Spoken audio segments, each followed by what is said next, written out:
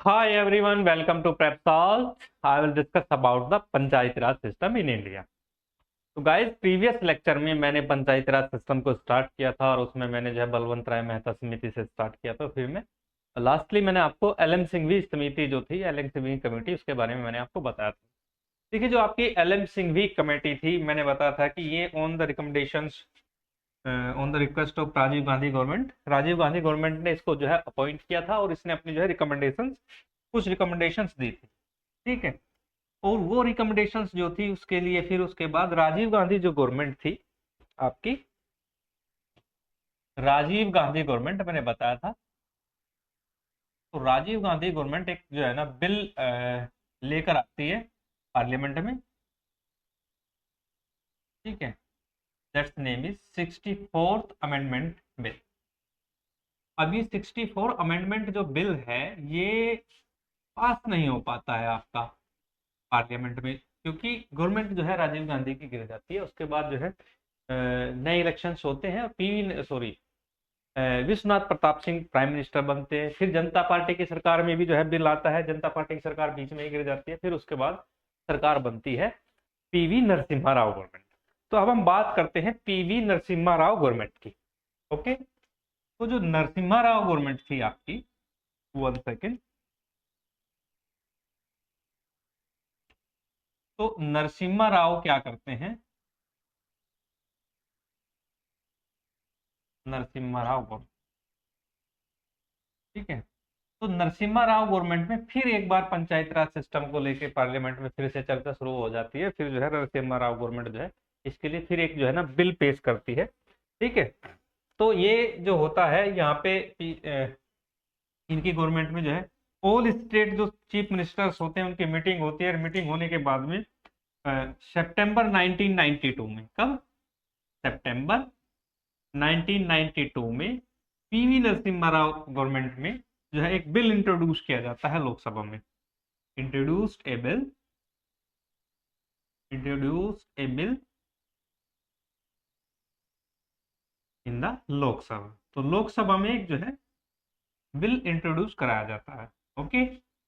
अब ये जो बिल होता है, इस बिल का नाम होता है 73rd अमेंडमेंट एक्ट, यानी 73वां संविधान संशोधन अधिनियम।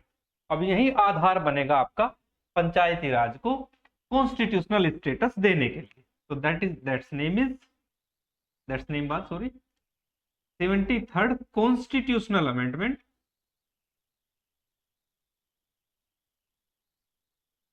कॉन्स्टिट्यूशनल अमेंडमेंट एक्ट,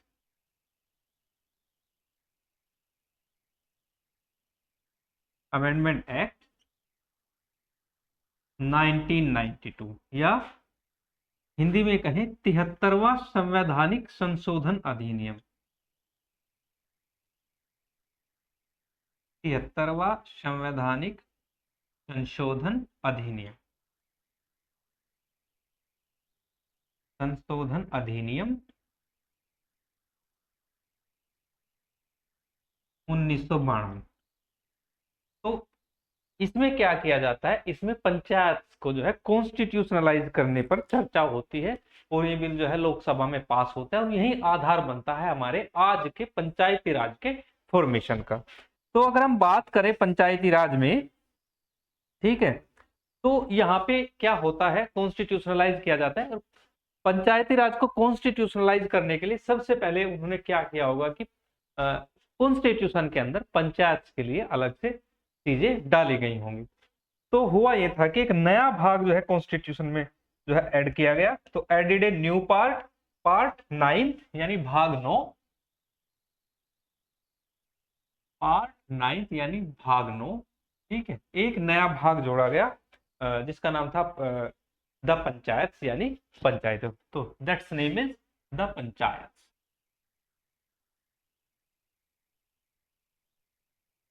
ठीक है। हिंदी में कहें तो पंचायत। तो नया भाग जो है इसमें जोड़ा गया और जिसका नाम था पंचायत। ठीक है। और इसमें जो है आर्टिकल भी ऐड किए गए जो पंचायत की कार्यशैली को डिफाइन करते हैं। तो ये आर्टिकल 243 से स्टार्ट होता है और ये आपका जाता है 243 ओ तक। ठीक है। तो पंचायत का जो पूरा विवरण है वो आर्टिकल 243 से स्टार्ट होता है। 243 A B C D E F G H ऐसे करके 243 ओ तक जो है पंचायत को इसमें बताया गया। ठीक है, देखिए यहाँ तक जो है पंचायत का जो कॉन्स्टिट्यूशन में अगर कहीं पे बात कही जाए तो ये पहले कॉन्स्टिट्यूशन में पंचायत 73rd अमेंडमेंट से पहले एक ड्यूटी थी। ड्यूटी माने कि directive principle for state policy का पार्ट था। तो अगर हम बात करें इससे पहले ये इसका पार्ट था directive principle for state policy यानी डीपीएसपी के आर्टिकल 40 जो था वो पंचायतों के गठन के बारे में बात करता था कि राज्य जो है ऐसा प्रयास करेगा कि पंचायतों का गठन किया जाएगा। ठीक है, अब ये जो ये डीपीएसपी है, अब इसको क्या था कि कॉन्स्टिट्यूशनलाइज करने के लिए इसको प्रैक्टिकल शेप दिया है। क्या दिया गया? इसको प्रैक्टिकल शेप दिया गया। ठीक है, तो यहाँ पे जो हमारी ड्यूटीज हैं उन्हें हमने क्या किया? कॉन्स्टिट्यूशनलाइज किया और उनका संवैधानिक करने के बाद में पंचायतों को हमने एस्टेब्लिश किया। तो ये ध्यान रखना है, नया भाग जोड़ा गया। ठीक है, अब यहाँ से क्या है, ये डीपीएससी वाला जो पार्ट है, जो पंचायत है आपकी, तो पंचायत को क्या मिल जाता है? Constitutional status. Constitutional status. Okay, अब यहाँ से जो आपकी पंचायतें हैं उनको संवैधानिक दर्जा मिल गया है और यहाँ से पंचायतें हमारे स्टार्ट होती हैं। ठीक है, तो ये बातें थी पंचायत की। अब हम जो पंचायत के जो सैलिएंट फीचर्स हैं यानी जो विशेषताएं हैं उनके बारे में हम जो है डिस्कस कर लेते हैं according to the 73rd amendment act. यानी 73rd अमेंडमेंट एक्ट कहता क्या है पंचायतों के लिए, तो वो हम इस पर डिस्कस करते हैं। तो चलिए डिस्कस करते हैं कि पंचायत में क्या कहता है। ओके,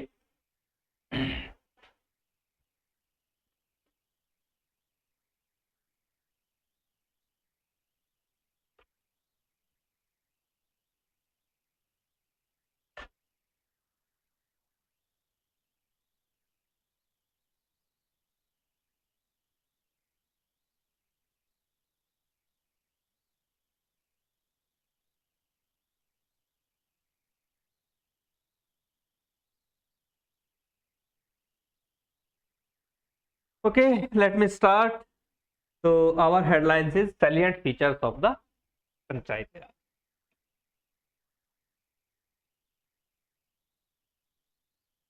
सैलिएंट फीचर्स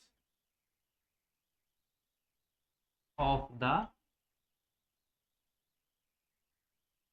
पंचायती राज, यानी पंचायती राज की विशेषताएं क्या हैं ये हमने इसमें बतानी है। तो अगर हम विशेषताओं की बातें करें तो सबसे पहले इसमें आता है आपका ग्राम सभा। ठीक है, तो पहले हम बात करते हैं किसकी?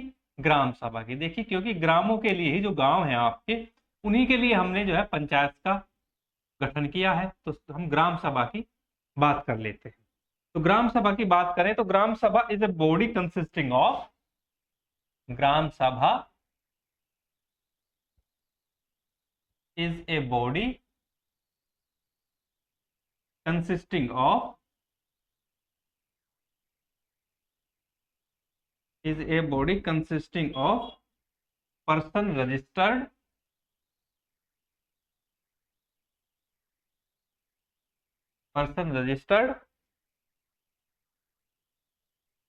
in the electoral rolls,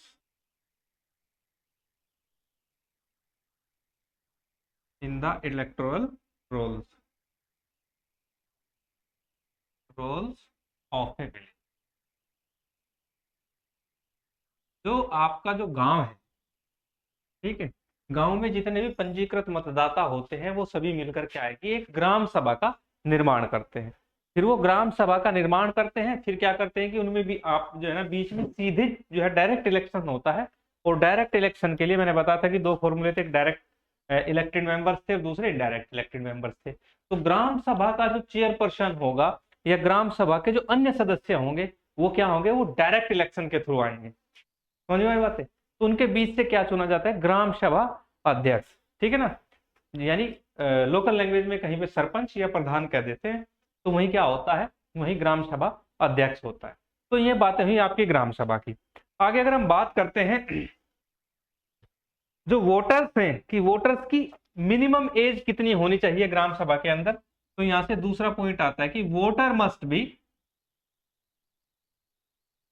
voter must be above the age of 18, यानी 18 वर्ष से ज्यादा होने चाहिए, अबव द एज ऑफ 18, यानी जो वोटर्स हैं उनकी उम्र 18 वर्ष से ज्यादा होनी चाहिए। अब ग्राम सभा का जो चेयरपर्सन है या उसके जो मेंबर्स हैं, यानी ग्राम सभा का जो अध्यक्ष है, सरपंच और अन्य जो सदस्य होते हैं, उनकी एज क्या होनी चाहिए, तो उसके बारे में भी डिस्कस कर लेते हैं। तो यहाँ पे अगर हम बात करते हैं chairperson and the members, chairperson and members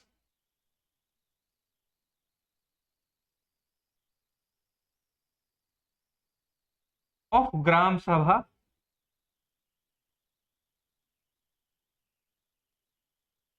must be above the age of 18, above the age of 18, यानी उनकी जो उम्र है वो आपकी 21 वर्ष से ज्यादा होनी चाहिए, ये आपने ध्यान रखना। तो क्या है कि अगर गांव का जो फॉर्मेशन होता है पंचायत का, तो पंचायत में जो वोटर्स हैं उनकी उम्र आपकी 18 वर्ष से ज्यादा होनी चाहिए, और जो मेंबर्स और जो अध्यक्ष के लिए चुनाव लड़ रहे हैं उनकी जो उम्र होनी चाहिए वो 21 वर्ष से ज्यादा होनी चाहिए, ये आपको आइडिया होना चाहिए। चलिए आगे हम बात करते हैं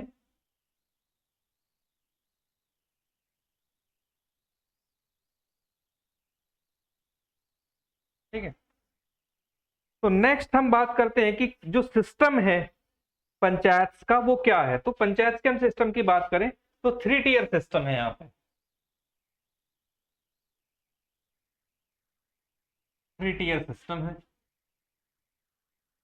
यानी त्रिस्तरीय जो है मैंने प्रणाली आपको बताई थी। ये मैं बातें according to the 73rd amendment act, जिससे जो है ना पंचायत को कॉन्स्टिट्यूशनलाइज किया गया, कॉन्स्टिट्यूशनल स्टेटस दिया गया, उसके अकॉर्डिंग मैं बातें कर रहा हूं, तो ये आपको ध्यान रखना है। तो मैं यहाँ पे लिख देता हूँ, ये सारी जो बातें हो रही हैं आपका 73rd अमेंडमेंट एक्ट जो कहता है उसी के थ्रू ये पे बातें हो रही है, 1992 वाला। ओके, तो जो 73rd अमेंडमेंट एक्ट कहता है आपका हमारा जो 3 टियर सिस्टम होना चाहिए, पहला जो लेवल होना चाहिए first is village level, first is village level, ठीक है, और second is intermediate level, intermediate level, और थर्ड इज डिस्ट्रिक्ट लेवल, और थर्ड क्या है आपका डिस्ट्रिक्ट लेवल।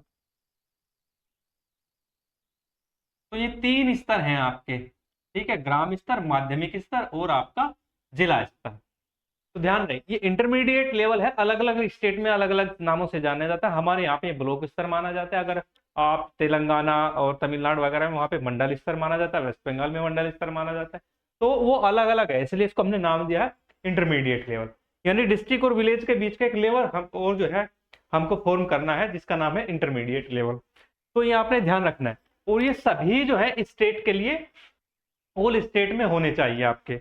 देखिए अगर हम बात विलेज लेवल की बात करें तो ये भी जो है ऑल स्टेट के लिए एलिजिबल है, ठीक है, और जो डिस्ट्रिक्ट लेवल है ये भी ऑल स्टेट के लिए है, ये आपने ध्यान रखना है। लेकिन इंटरमीडिएट लेवल जो है इस पर जो है ना कुछ जो है थोड़ी बाध्यताएं हैं। अगर हम बात करें ऐसा कोई स्टेट, माने कि कोई स्टेट है, कोई भी such as state which population, population माने कि जनसंख्या, जिसकी जो जनसंख्या है population not exceeding 20 lakhs, not exceeding यानी 20 लाख से ज्यादा नहीं है, जिसकी 20 लाख से ज्यादा जो है पॉपुलेशन नहीं है, तो वो क्या कर सकता है, वो नहीं बना सकता आपका कौन सा इंटरमीडिएट लेवल। तो यहां पे मैं लिख देता हूं may not constitute, may not constitute panchayat, वो पंचायतों का गठन नहीं कर सकता है, कौन से लेवल पे, intermediate level, panchayat at the intermediate level, ठीक है, वो माध्यमिक स्तर पर पंचायतों का गठन नहीं कर सकता है, इंटरमीडिएट लेवल, ये आपने ध्यान रखना है। तो जिसकी कि जो है पॉपुलेशन 20 लाख तक है, वो क्या कर सकता है, वो इंटरमीडिएट लेवल तक नहीं बना सकता है। जिसकी 20 लाख से ज्यादा है वो तीनों लेवल को फॉर्म कर सकता है पंचायत के, ये आपने ध्यान रखना है। ठीक है, चलो नेक्स्ट चलते हैं। नेक्स्ट अगर हम बातें करें, फिर आता है पंचायत की जो ड्यूरेशंस वगैरह होती है कि इसका कार्यकाल कितना होता है। चलो बातें कर लेते हैं ड्यूरेशन के बारे में।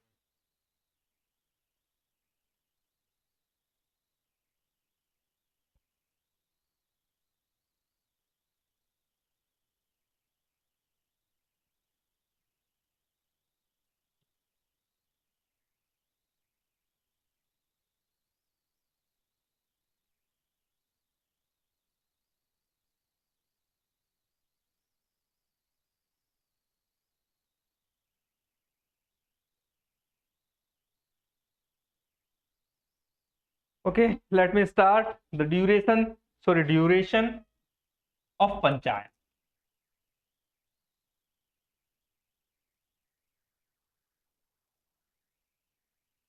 ड्यूरेशन ऑफ पंचायत,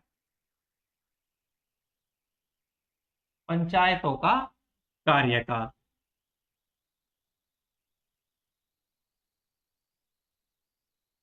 पंचायतों का कार्यकाल, देखिए जो पंचायत होती है आपकी पंचायतों की, अगर हम कार्यकाल की बात करें तो कार्यकाल पंचायत का 5 वर्षों तक का होता है। 5 वर्ष से पहले यानी समय से एक्सपायरी ऑफ टाइम से पहले भी इनको जो डिसॉल्व किया जा सकता है। लेकिन उसके बाद न्यू इलेक्शंस होते हैं, with in 6 month new elections होते हैं, न्यू फिर पंचायत एस्टेब्लिश होती है। फिर वो शेष जो आपका पीरियड है उसको ही पूरा करती है, शेष काल को ही पूरा करती है, नहीं कि दोबारा फिर 5 वर्ष के लिए चुनी जाती है। तो मैं सारी बातें यहाँ पे आपको जो है लिख दे रहा हूं। तो the first is 5 year terms of office. पहला क्या है इसमें point, 5 year terms of office. Terms of office, तो 5 वर्षों का इनका कार्य, terms of office to the panchayat, to the panchayat. तो आपने ध्यान रखना है कि पंचायतों का जो कार्यकाल है वो 5 वर्ष का है टू द पंचायत। ठीक है, और केवल जो है ग्राम स्तर पर नहीं है, ग्राम स्तर यानी विलेज लेवल, और जी आपका इंटरमीडिएट लेवल और डिस्ट्रिक्ट लेवल, जो आपका ग्राम स्तर, माध्यमिक स्तर और जिला स्तर, तीनों लेवल पर ही ये 5 वर्ष के लिए है। तो साथ ही इसमें जोड़ देते हैं at every level, at every level. तो सभी स्तरों पर जो है इसका जो कार्यकाल है वो आपका 5 वर्ष का निर्धारित किया गया है। अगर हम बात करें समय से पहले भी इसको क्या किया जा सकता है, डिजोल्व किया जा सकता है। The panchayat, the panchayat can be dissolve, the panchayat can be dissolve, sorry dissolve, can be dissolve before the completion of its term, यानी उसकी जो समय अवधि है उससे पहले भी उसको डिसोल्व किया जा सकता है। ठीक है, तो जब डिसोल्व किया जाता है तो उसके बाद क्या होता है, विद इन 6 मंथ यानी 6 महीने के अंदर अंदर नए इलेक्शन कराने जो है अनिवार्य है। नए इलेक्शन होते हैं, फिर जो है नई पंचायत दोबारा गठित होती है। तो उसके बाद क्या होता है, यानी after the new election, after the new election, जो जब नए चुनाव हो जाते हैं तो the panchayat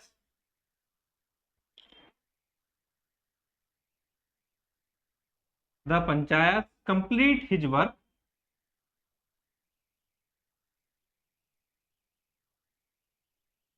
complete complete his reminder period, sorry, वो अपना जो शेष जो काल बचा हुआ है, जो रिमाइंडर पीरियड है उसको ही पूरा करेगी, नहीं कि दोबारा से 5 वर्ष के लिए पंचायत गठित हो जाती है। तो ऐसे जो है ना 5 वर्ष फिक्स टर्म रहता है, उसके बाद नई जो है पंचायत आती है, नई पंचायत अपना रिमाइंडर पीरियड को पूरा करती है, ये आपने ध्यान रखना है। ठीक है, चलिए अब हम बात कर लेते हैं रिजर्वेशन की, रिजर्वेशन ऑफ सीट। सीट का रिजर्वेशन क्या होगा, देखिए रिजर्वेशन की भी व्यवस्था की गई है, ये भी हमने ध्यान रखना है। रिजर्वेशन ऑफ सीट, ठीक है।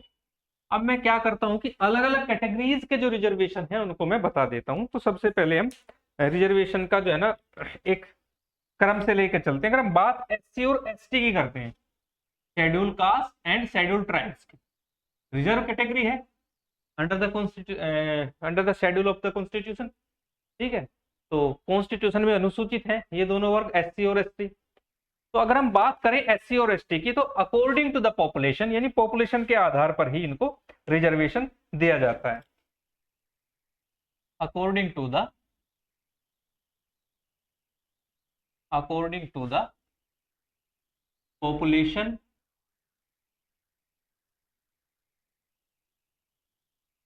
पॉपुलेशन प्रोपोर्शन, यानी जो अनुपात है पॉपुलेशन का, उसके आधार पर ही इसको दिया जाता है पॉपुलेशन प्रोपोर्शन।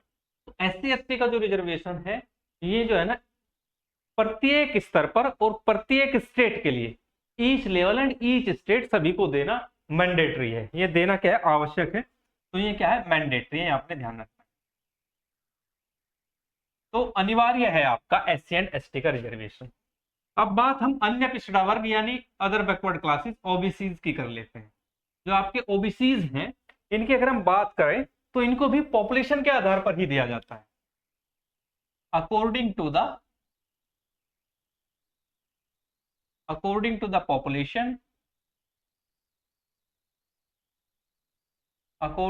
Population, proportion. तो ये भी जो है, जो पॉपुलेशन का जो प्रोपोर्शन होता है, जो जनसंख्या का अनुपात है, उसके हिसाब से ओबीसी को भी रिजर्वेशन दिया जा सकता है। पर हमारा जो 73rd अमेंडमेंट एक्ट कहता है दिस इज नॉट मैंडेटरी, यह मैंडेटरी नहीं है। ये स्टेट के डिपेंड करता है कि कौन सा स्टेट देना चाहता है। तो डिपेंड ऑन स्टेट कंसर्न, जो संबंधित राज्य है वो उस पर डिपेंड करता है कि कोई रिजर्वेशन दिया जाता है या नहीं दिया जाता है। जैसे उत्तर प्रदेश में ओबीसी को रिजर्वेशन है, अगर आप हरियाणा चले जाएंगे तो हरियाणा में पंचायतों के लिए ओबीसी का रिजर्वेशन का प्रोविजन अभी नहीं किया गया है। ठीक है, तो ये है। फिर उसके बाद आता है फीमेल का रिजर्वेशन। ये इंपॉर्टेंट है, ध्यान रखना है आपको। फीमेल, महिलाओं के रिजर्वेशन की क्या व्यवस्था की गई है आपके 73rd अमेंडमेंट एक्ट में। तो महिलाओं को जो है 1/3 रिजर्वेशन देना है, यानी 100 में से 33 महिलाओं को रिजर्व रखना ही है। अब कैसे देंगे, माने कि एससी एसटी की कोई महिला है तो एससी एसटी वर्ग में वो क्या करेगी, 1/3 रिजर्व कैटेगरी की रहेगी, ऐसे ही ओबीसी में रहेगी, ऐसे ही जनरल में रहेगी। अदर जितने भी रिजर्व कैटेगरी हैं या अनरिजर्व कैटेगरी हैं सभी में क्या होगा, 1/3 इसको देना ही पड़ेगा। तो इसमें हम लिखते हैं 1/3 फॉर ईच कैटेगरी, प्रत्येक जो है कैटेगरी में इसको दिया जाएगा। लाइक जनरल में भी 1/3 दिया जाएगा इसको, तो जनरल का 1/3 इसको देंगे हम महिला को। ओबीसी का है उसका भी 1/3 देना पड़ेगा, एससी का है उसका भी 1/3 देना पड़ेगा, और एसटी का है उसका भी 1/3 हमें महिलाओं को रिजर्वेशन प्रत्येक कैटेगरी में देना होगा। तो महिलाओं का जो सिचुएशन है रिजर्वेशन का वो यहाँ पे ये है। ठीक है, अब हम बात कर लेते हैं कि इनके जो इलेक्शंस हैं, इलेक्शंस को कंडक्ट कौन करता है। देखिए लोकल बॉडीज के जितने भी इलेक्शंस हैं, पंचायत भी एक लोकल बॉडीज है आपकी, सेल्फ लोकल गवर्नमेंट है। ठीक है, ये लोकल सेल्फ गवर्नमेंट है। तो इसमें क्या है कि इनके जितने भी जो चुनाव है वो अलग से स्टेट इलेक्शन कमीशन कराता है। तो ये आपको बात ध्यान रखनी है बस, केवल state election commission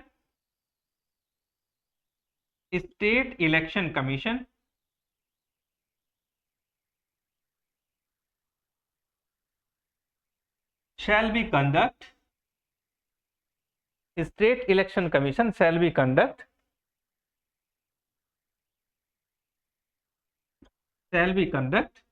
of all elections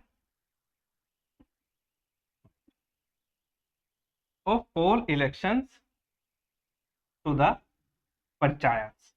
panchayat के सभी स्तर के चुनाव जो है वो स्टेट इलेक्शन कमीशन यानी राज्य निर्वाचन आयोग कराता है। ये आपने ध्यान रखना है। तो ये ड्यूटी क्या है, स्टेट इलेक्शन कमीशन यानी राज्य निर्वाचन आयोग की जिम्मेदारी है कि वो सारे जो है कंडक्ट कराए। आगे चलते हैं।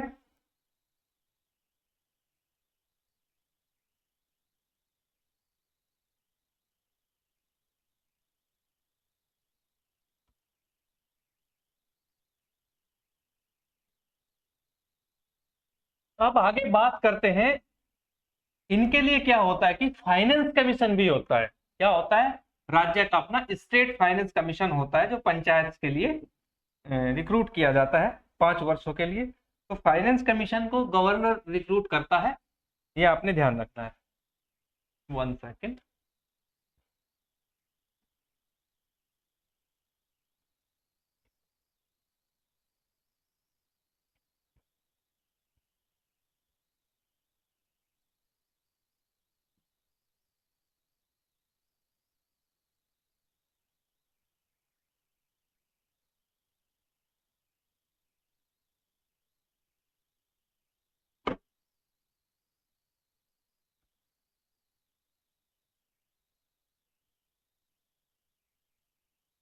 अब हम बात करते हैं फाइनेंस कमीशन की।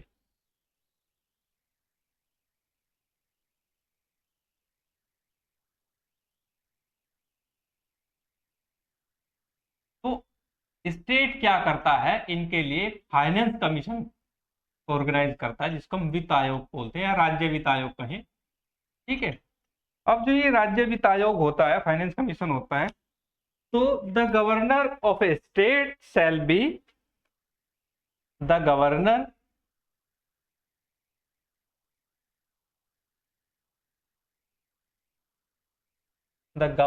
of a state shall be constitute a finance commission. Constitute a finance commission. Constitute a finance commission after every 5 years. प्रत्येक 5 वर्षों के बाद। After every 5 years, तो प्रत्येक 5 वर्षों के बाद राज्यपाल महोदय क्या करते हैं, एक वित्त आयोग का गठन करते हैं। अब ये वित्त आयोग करता क्या है, किस लिए? To review the financial position of the panchayat. To review the financial position of the panchayat. तो जो फाइनेंशियल पोजीशन है पंचायत की, उसको रिव्यू करने के लिए, उसका पुनरीक्षण करने के लिए आपका प्रत्येक 5 वर्षों में एक वित्त आयोग का गठन किया जाता है। और वित्त आयोग का कार्य क्या होता है, वो प्रत्येक 5 वर्ष के बाद फाइनेंशियल पोजीशन को जो है उसका पुनरीक्षण करता है, उसका परीक्षण करता है, उसको चेक करता है कि क्या सिचुएशन है अभी हाल में। ठीक है। तो ये बातें थी आपकी स्टेट फाइनेंस कमीशन की और पंचायत की। पंचायत के बारे में मैंने अभी तक जितनी बार भी बातें की हैं, वो स्टेट के बारे में बातें की हैं। अब माने कि यूटीज जो हैं, जिन पर कंट्रोल, जो ऑटोनोमस स्टेट नहीं है, उनके पास ऑटोनोमस गवर्नमेंट नहीं है, वो कैसे करते हैं, तो उनके लिए क्या प्रोविजंस हैं? तो उनके लिए भी सभी प्रोविजंस यही लागू हो जाते हैं 73rd अमेंडमेंट के, जो हमने स्टेट के लिए अभी तक आपको बताए हैं। लेकिन उसके लिए क्या है कि प्रेसिडेंट को जो है अप्लाई करना पड़ता है, क्योंकि प्रेसिडेंट, स्टेट का जो डायरेक्ट कंट्रोल होता है वो यूनियन गवर्नमेंट के पास होता है, और यूनियन गवर्नमेंट का जो हेड होता है वो प्रेसिडेंट ऑफ द इंडिया होता है। और जो प्रेसिडेंट ऑफ इंडिया होता है वो क्या करता है कि ये सारे जो प्रोविजंस हैं वो अप्लाई कर देता है, एक ही साइन से अप्लाई कर देता है यूटीज में। तो चलिए अब हम बात कर लेते हैं यूटीज की, यूटीज की क्या सिचुएशन है। ओके, यूटीज माने यूनियन टेरिटरीज। अब हम यूनियन टेरिटरीज की अगर हम बात करें, तो यूनियन टेरिटरीज में द प्रेसिडेंट ऑफ इंडिया में direct, the president of India, the president of India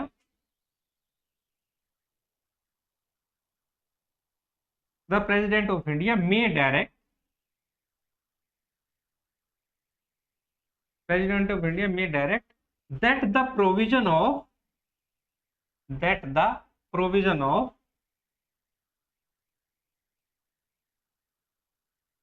that the provision of this act, this act means 73rd amendment act, this act माने कि 73rd amendment act shall apply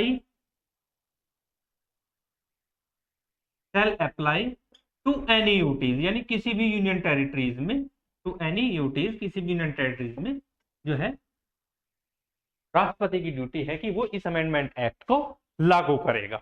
ये आपने ध्यान रखना है UTs के बारे में। तो ये बातें थी यूटीज बारे में।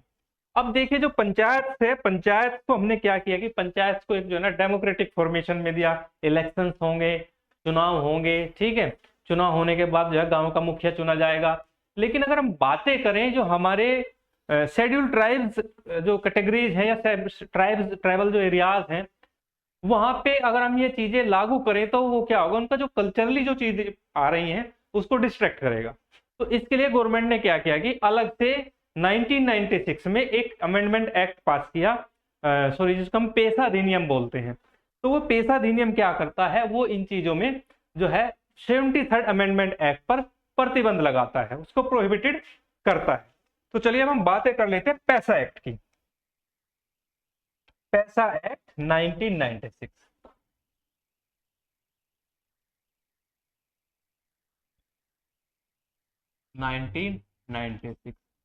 ठीक है, जो पैसा एक्ट है इसका जो मीनिंग है वो है panchayat extension to schedule areas.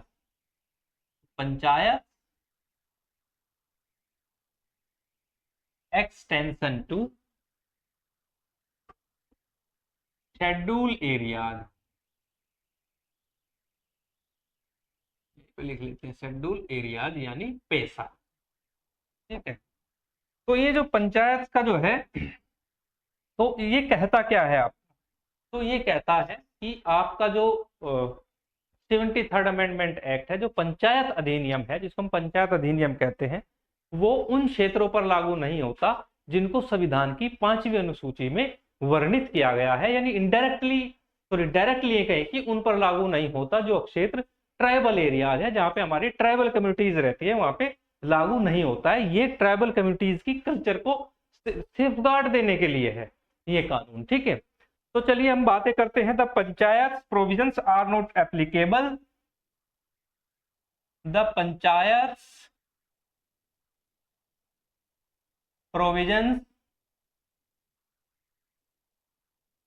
The panchayat provisions are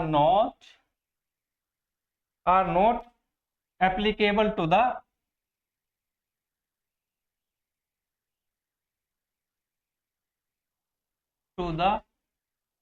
fifth schedule area. जो 5वीं अनुसूची में शेड्यूल एरिया, जो 5वीं अनुसूची में वर्णित क्षेत्र है वहां पर ये लागू नहीं होता, यानी जो ट्राइबल क्षेत्र है वहां पे ये लागू नहीं होता है। तो हमारे देश में टोटल 10 क्षेत्र जो है, सॉरी 10 स्टेट में जो है ये कुछ एरियाज है जिनको डिफाइन किया गया है। और वो स्टेट कौन कौन से हैं जहां पे अभी पैसा एक्ट लगा हुआ है, तो उनको हम लिख लेते हैं। देखिए 10 है। सबसे पहले आता है आंध्र प्रदेश। आंध्र प्रदेश में जो ट्राइबल एरियाज हैं, जिनको ट्राइबल क्षेत्र घोषित किया गया है, शेड्यूल एरियाज घोषित किया गया है, वहां पे ये लागू नहीं होता है। दूसरा है आपका तेलंगाना। ठीक है, तेलंगाना के बाद आता है आपका उड़ीसा, सॉरी 1 2 3, थर्ड हो गया छत्तीसगढ़। तो छत्तीसगढ़ में भी बहुत सारा एरियाज जो है ट्राइबल एरियाज है। छत्तीसगढ़ के बाद आता है आपका, फोर्थ आता है गुजरात। ठीक है, और गुजरात के बाद आता है आपका महाराष्ट्र। गुजरात के बाद क्या आता है आपका, महाराष्ट्र आता है। फिर आता है आपका हिमाचल प्रदेश, हिमाचल प्रदेश। ठीक है, और हिमाचल प्रदेश के बाद आता है आपका झारखंड। झारखंड में भी आपके ट्राइबल एरियाज जो है डिक्लेयर्ड हैं ऑलरेडी। झारखंड के बाद आता है आपका मध्य प्रदेश, एमपी लिख देते हैं शॉर्ट में। ठीक है, और मध्य प्रदेश के बाद 9th पे आता है आपका उड़ीसा। और अभी जो है नया नया इसमें जो है जुड़ा है राजस्थान। राजस्थान में भी बहुत सारे ट्राइबल ग्रुप्स हैं जिनको प्रोहिबिटेड किया गया है पंचायती राज से, according to the panchayat to extension schedule areas, यानी पेशा एक्ट जिसको हम बोलते हैं। ठीक है, तो ये था आपका पेशा एक्ट। पेशा एक्ट इसीलिए लाया गया है ताकि हम जो है जो ट्राइबल ग्रुप्स हैं उनको सेफगार्ड दे सके, उनकी कल्चर को। ठीक है, तो ये थी बातें। अगर हम आगे बात करते हैं, अब जो आपके पंचायत से रिलेटेड आर्टिकल्स हैं उनको भी एक एक करके हम जो है डिस्कस कर लेते हैं। तो चलिए डिस्कस करते हैं article related to the panchayat.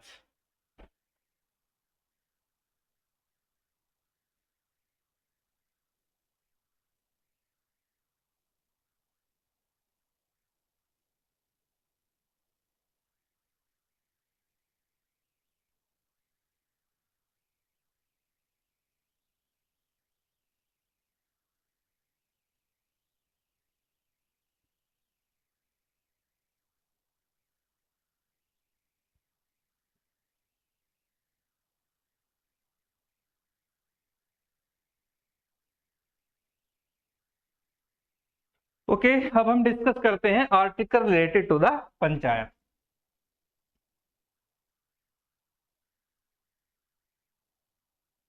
Article related to the यानी पंचायतों से संबंधित जो अनुच्छेद हैं उनके बारे में हम डिस्कस कर लेते हैं। Article related to the panchayat. चलिए, तो सबसे पहले जो आर्टिकल आता है आपका, मैंने बताया था कि जो आर्टिकल जो 243 है, आर्टिकल 243 तो यहीं से स्टार्ट होता है। तो मैंने बताया था कि 243 से स्टार्ट होता है, ABCDFGH और O तक ही इसमें जो है अलग अलग जो है डेफिनेशंस हैं, सभी चीजों को डिफाइन किया गया है। तो आर्टिकल 243 क्या है? पंचायतों की परिभाषा को बताता है। क्या बताता है? पंचायत की को परिभाषित करता है आर्टिकल 243। तो आर्टिकल 243 में हो जाएगा आपका डेफिनेशन।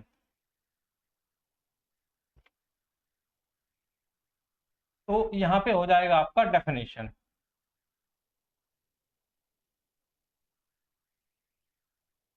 यानी परिभाषाएं।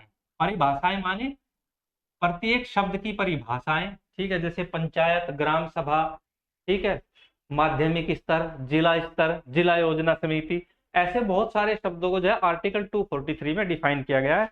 कहीं भी ये पूछ लिया जाए कि भाई ग्राम सभा शब्द को किस अनुच्छेद में बताया गया है, तो आपने जिसकी भी परिभाषा पूछी जाए पंचायत से रिलेटेड, केवल 243 आर्टिकल जो है उसको आपने आंसर करना है। जैसे क्वेश्चन पूछ लिया जाए कि who is the article of the what is the article of the constitution of India, ठीक है ना, who define the definition of the gram sabha, तो दैट्स आंसर इज 243। चाहे कहीं भी आपसे डेफिनेशन अगर कहीं पे पूछी जाती है तब आपने आंसर एक ही देना है, वो है आर्टिकल 243। अब नेक्स्ट जो आर्टिकल है वो है 243 बी, सॉरी 243 ए। 243 ए, ठीक है। तो 243 क्या बताता है? तो 243 आपको ग्राम सभा के बारे में बताता है, ठीक है। किसके बारे में बताता है? ग्राम सभा। ग्राम सभा की फॉर्मेशन, ठीक है, सारी चीजें जो भी हैं वो ग्राम सभा के बारे में बताता है, ठीक है। यहीं पर अगर हम बात करते हैं 243 बी की, आर्टिकल 243 बी, तो 243 बी में बताया गया है कॉन्स्टिट्यूशन ऑफ द पंचायत, यानी पंचायत का संविधान जो होना चाहिए वो बताया गया है इसमें। तो constitution of the panchayat, constitution of the panchayat, ये आपने ध्यान रखना है, ठीक है। तो इस आर्टिकल में पंचायत के संविधान के बारे में बताया गया। चलिए अगला आता है आपका 243 सी। नेक्स्ट क्या है आपका? 243 सी। तो 243 जो सी है आपका वो क्या बताता है? 243 सी बताता है आपका कंपोजिशन ऑफ द पंचायत, ठीक है, पंचायतों का संगठन, composition of the panchayat, composition of the panchayat, ये आपने ध्यान रखना है। नेक्स्ट आता है आपका 243 डी। नेक्स्ट क्या आपका? 243 डी। 243 डी क्या कहता है आपका? 243 डी बताता है आपको रिजर्वेशंस के बारे में। तो इसमें बताया गया है reservation of seats, reservation of seats, ये ध्यान रखना है। नेक्स्ट आता है आपका 243 ई। 243E 243E क्या कहता है आपका?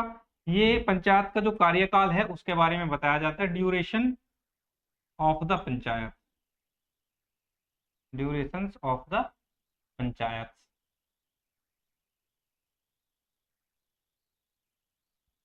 तो पंचायतों का कार्यकाल।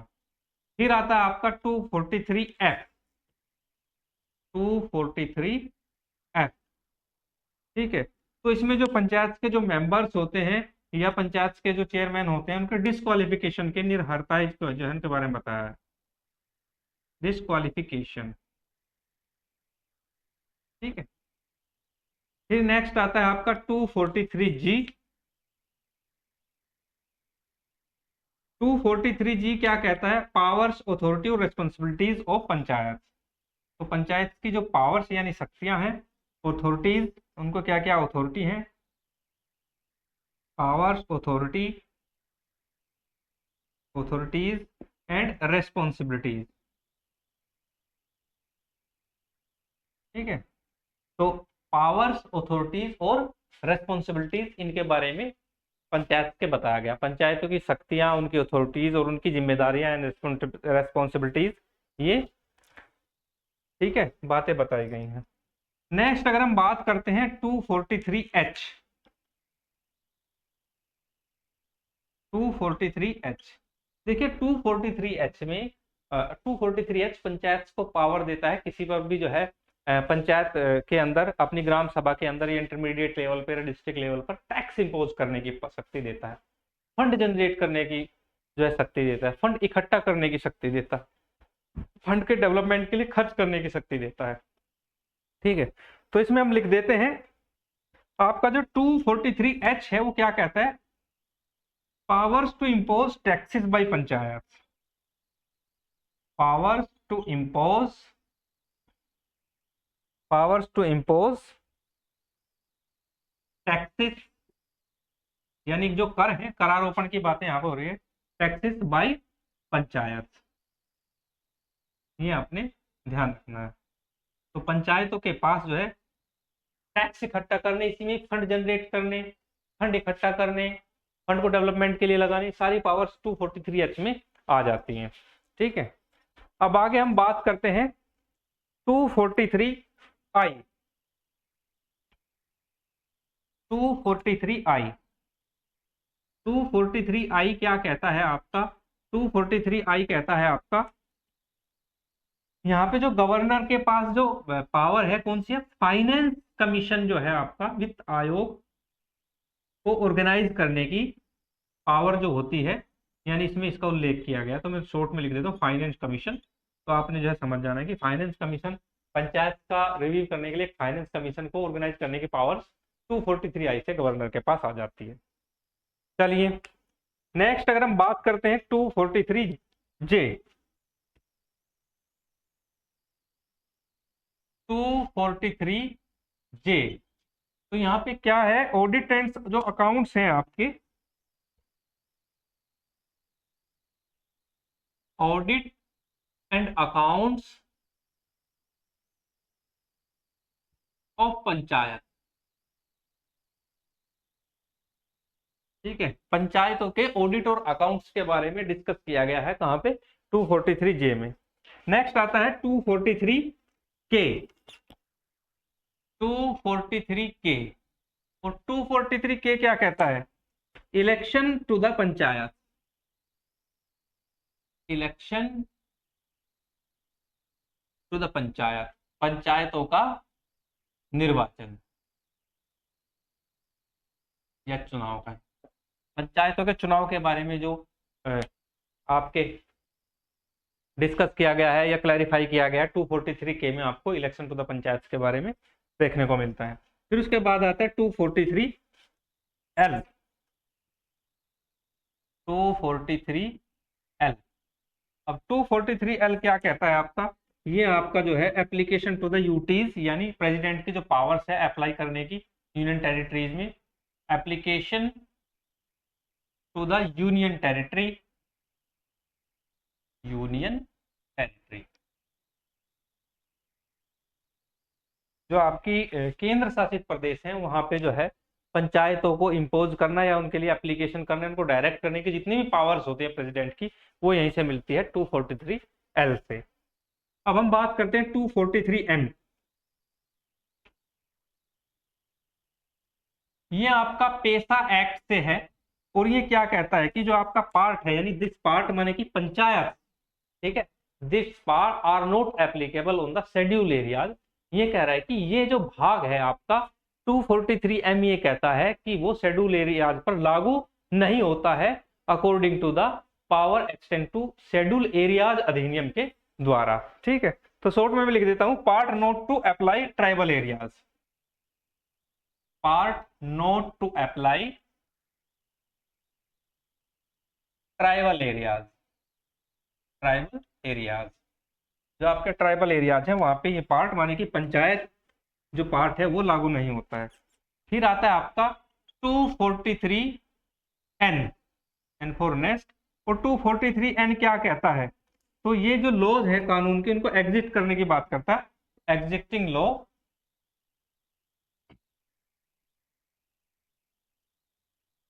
ऑफ पंचायत।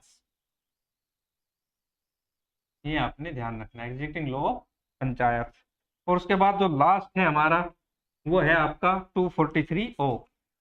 यहीं तक ये एंड वाला जो है पंचायत का। इसके बाद नेक्स्ट जो पार्ट चलेगा आपका वो म्युनिसिपलिटीज होगा। ये कहता है bar to interference by courts in electoral matters, bar to interference